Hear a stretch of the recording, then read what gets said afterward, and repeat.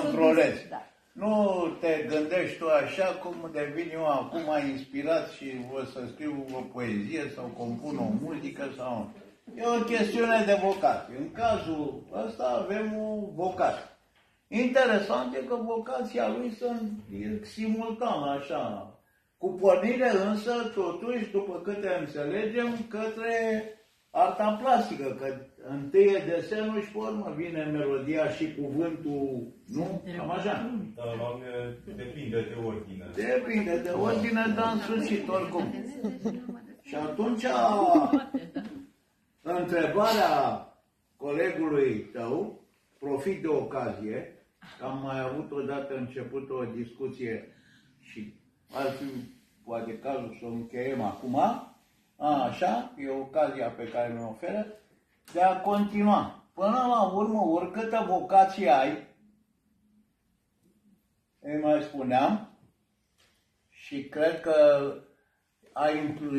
această intuiție o are și colegul său, vocația e că acesta este o sămânță de brad sau de grâu sau de porumb. Adică, dacă să fie porumb sau stejar sau brad sau ceva, vocația, trebuie să o cultivi. Îi trebuie o căldură, îi trebuie o lumină, îi trebuie...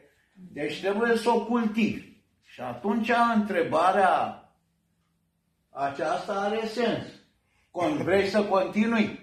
Deci dacă vrei să continui, îți sugerează colegul tău, ar fi foarte bine și frumos și ar fi chiar curios să vedem ce mai rezultă, nu? Să ne întâlnim și data viitoare. Îți dorim succes!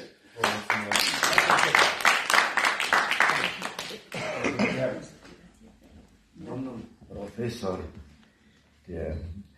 Geo Constantinescu a vorbit despre marea poezie a renașterii italiene și spaniole. De la Gavril Poenaru, ce a făcut el cu cenacul din Craiova, pe care probabil că l-ați cunoscut. Da.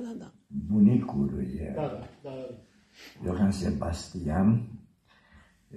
Aș vrea să-mi permiteți să vă spun un sonet al confratelui lui Johann Sebastian, pe numele lui Michelangelo Buonarroti, și pictor și poet.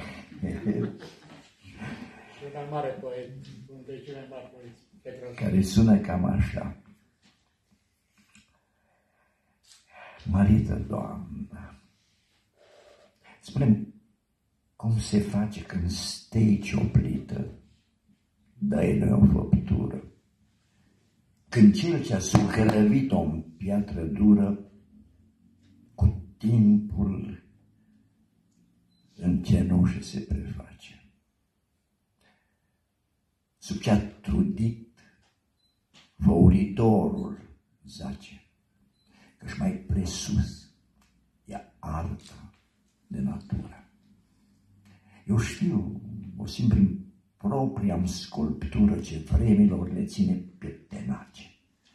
De ce deopotrivă pot și ție și mie în culori sau o piatră mută, viață a ne da, o viață nesfârșită, ca după noi, prin veacuri, să se știe cât de frumoasă ai fost și cât de slută făptura ce-a iubit îndreptățită.